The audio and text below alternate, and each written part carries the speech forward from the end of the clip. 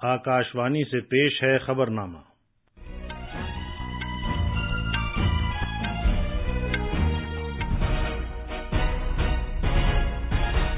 आदाब। खबरनामे के साथ मैं शमीम अहमद। पहले इस वक्त की खास खबरें। उड़ीसा के बालासोर रेलगाड़ी हादसे के मकाम पर बहाली का काम जंगी पैमाने पर जारी है। वजीर आजम नरेंद्र मोदी ने राहत की कार्रवाइयों में शामिल अफराद और एजेंसियों की कोशिशों की सताइश की है। सदर जमहूरिया द्रौपदी मुर्मू सूरीनाम और सर्बिया के 6 रोजा दौरे पर रवाना हो गई हैं। अमेरिका के वजीर दिफा लॉयड ऑस्टिन भारत के 2 रोजा दौरे पर आज नई दिल्ली आ रहे हैं। अमेरिका के सदर जो बाइडेन ने कर्जों की हद से मुताल्लिक एक बिल पर दस्तखत किए हैं, जिसकी रूह से अमेरिका नादहिंदा करार पाने से बच पाया है। बिश्केक में UWW रैंकिंग सीरीज में भारत की पहलवान मनीषा ने सोने का, रितिका ने चांदी का और सरिता ने कांसे का तमगा जीता है। और हॉकी में भारत की टीम ने जापान में उज्बेकिस्तान को 0 के मुकाबले 22 गोल से हराकर ख्वातीन के जूनियर एशिया कप 2023 में अपनी मुहिम का शानदार आगाज किया है। अब खबरें तफसील से। उड़ीसा में बालासोर के बहानागा रेल हादसे के मकाम पर बहाली का काम जंगी पैमाने पर जारी है। यहां 1000 से ज्यादा अफरादी कुव्वत मुस्तकिल काम कर रही है। रेलवे की वजारत के जराये ने बताया कि 7 से ज्यादा पोकलेन मशीनें, हादसे की सूरत में राहत पहुंचाने वाली 2 रेलगाड़ियां, 4 हिफाजती क्रेन्स तैनात की गई हैं। इधर उड़ीसा की हुकूमत रेल हादसे के मुतासरीन की 160 नामालूम लाशों को भुवनेश्वर के मुख्तलिफ मुर्दाखानों में मुंतकिल कर रही है। रियासत के चीफ सेक्रेटरी प्रदीप जैना ने मीडिया को इत्तला दी कि कुछ मुतासरीन की लाशों को उनके अहले खाना के सुपुर्द कर दिया गया है। ताहम उन्होंने मजीद कहा कि अभी 160 लाशों की शनाख्त बाकी है। उड़ीसा के महकमा सेहत से मिली इत्तलात के मुताबिक 288 मुसाफिर इस हादसे में हलाक हुए हैं और कुल 1175 मुसाफिरों को उड़ीसा के मुख्तलिफ अस्पतालों में दाखिल किया गया, जिसमें से 793 को इलाज के बाद छुट्टी दे दी गई। जुनूब मशरकी रेलवे की एक दाखिली मुआयना रिपोर्ट के मुताबिक बताया गया है कि शालीमार चेन्नई कोरोमंडल एक्सप्रेस को यह इशारा मौसूल हो गया था कि वो चेन्नई की जानिब जाने वाली मेन लाइन पर गाड़ी को मोड़ दे, लेकिन इस गाड़ी का रुख गलत तरीके से एक लूप लाइन की तरफ कर दिया गया। लूप लाइन की तरफ बढ़ने की वजह इंसानी मुदाखलत भी हो सकती है। रेलवे हुक्काम की इब्तिदाई छानबीन में बताया गया है कि ये एक गलती या लापरवाही का नतीजा भी हो सकता है। आपको बता दें कि जुमे की रात को पेश आया यह हादसा पिछली 2 दहाइयों में भारत में सबसे बड़े हादसात में से एक है। इस हादसे के बाद शहरी हवाबाजी की वजारत ने हवाई कंपनियों से कहा है कि वो भुवनेश्वर आने वाली या जाने वाली परवाजों के टिकट नरखों पर कंट्रोल रखें। वजारत ने हवाई कंपनियों को मशवरा दिया है कि वो टिकट की कीमतें न बढ़ाएं। साथ ही शहरी हवाबाजी की वजारत ने हवाई कंपनियों से कहा है कि वो भुवनेश्वर की परवाजों के मनसूख या रीशेड्यूल होने पर किसी तरह की इजाफी रकम वसूल न करें। वजीर आजम नरेंद्र मोदी की हिदायत के मुताबिक मरकजी वजीर सेहत मनसुख मांडविया आज रेल हादसे में जख्मियों को मुहैया किए जाने वाले तिब्बी ताउन का जायजा लेंगे। वो भुवनेश्वर में all India institute of medical sciences और कटक के SCB मेडिकल कॉलेज जाएंगे। वजीर आजम नरेंद्र मोदी ने उड़ीसा में रेल के अलमनाक हादसे के मकाम पर राहत की कार्रवाइयों में लगे अफराद और एजेंसियों की कोशिशों की सताइश की है। ट्विटर पर कई पैगामात में जनाब मोदी ने कहा कि वो रेलवेज, कुदरती आफात की सूरत में इंतजाम करने वाली कौमी फोर्स, उड़ीसा की कुदरती आफात की सूरत में कार्रवाई करने वाली तेज रफ्तार फोर्स, मकामी हुक्काम, पुलिस, आग बुझाने वाले अफराद, रजाकार और उन दीगर अफराद की सताइश करते हैं जो वहां लगातार काम कर रहे हैं और राहत के कामों को इस्तेहकाम बख्श रहे हैं। वजीर आजम ने कहा कि उन्हें इन लोगों के इखलास पर फख्र है। जनाब मोदी ने कहा कि हादसे की सूरत में मुल्क के अवाम की जानिब से जिस हौसले और हमदर्दी का इजहार किया गया है वो बिलाशुबा काबिल तहरीक है।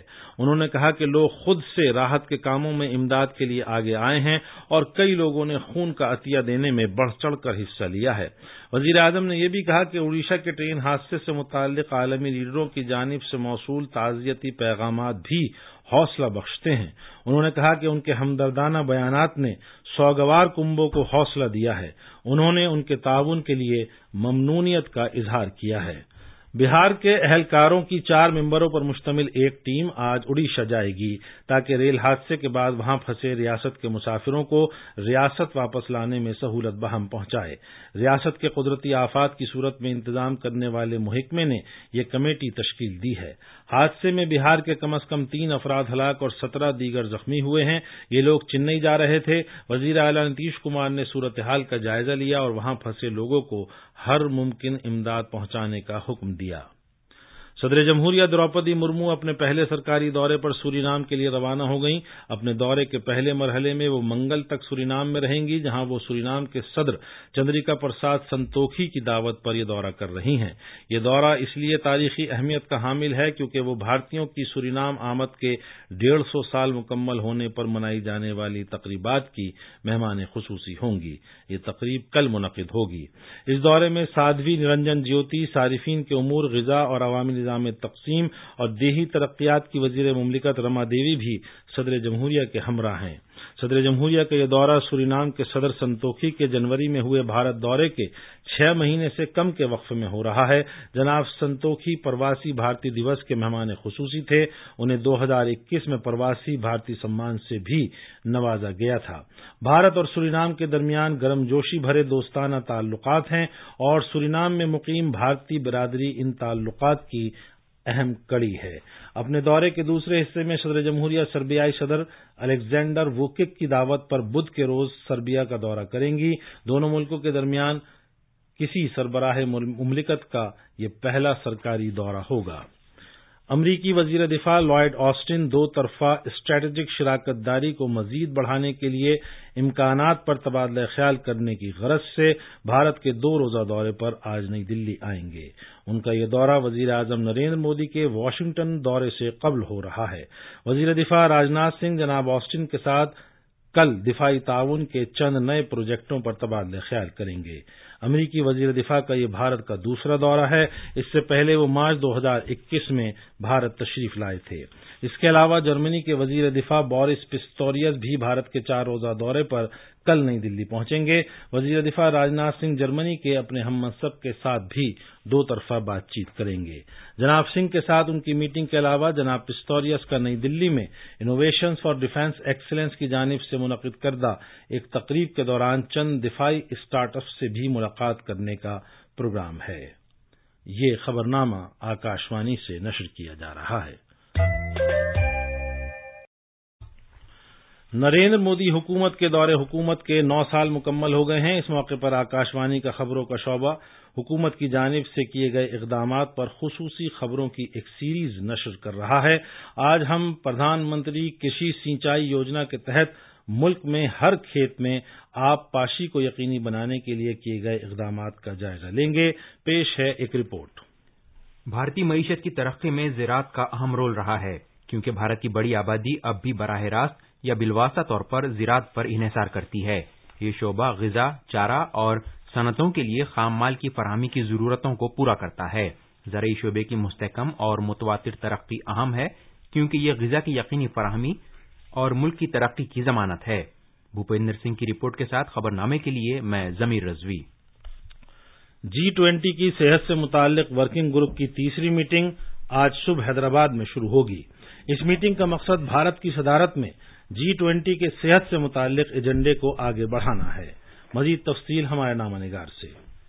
صحت اور خاندانی بہبود کے مرکزی وزیر ڈاکٹر منسکھ مانڈویہ صحت سے متعلق G20 ورکنگ گروپ کی تیسری میٹنگ کا آج صبح حیدرآباد میں رسمی افتتاح کریں گے۔ 3 دنوں تک چلنے والی اس میٹنگ میں ٹرائیکا ممالک اپنا ایجنڈا طے کریں گے۔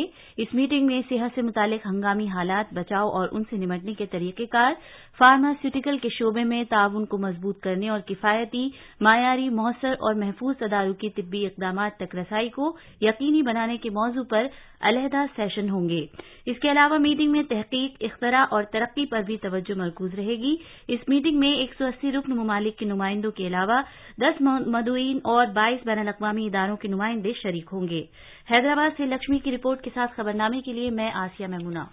سیاحت کے مرکزی وزیر جی کشن ریڈی، صحت و خاندانی بہبود کے وزرائے مملکت ایس پی سنگھ بگھیل اور بھارتی پروین پوار اس میٹنگ میں موجود ہوں گے۔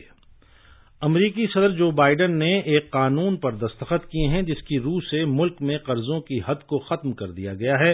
اس طرح وفاقی حکومت کے قرض کے تعلق سے اقتصادی طور پر تباہ کن عدم ادائیگی کی صورت سے گریز کر پانا ممکن ہو پایا ہے۔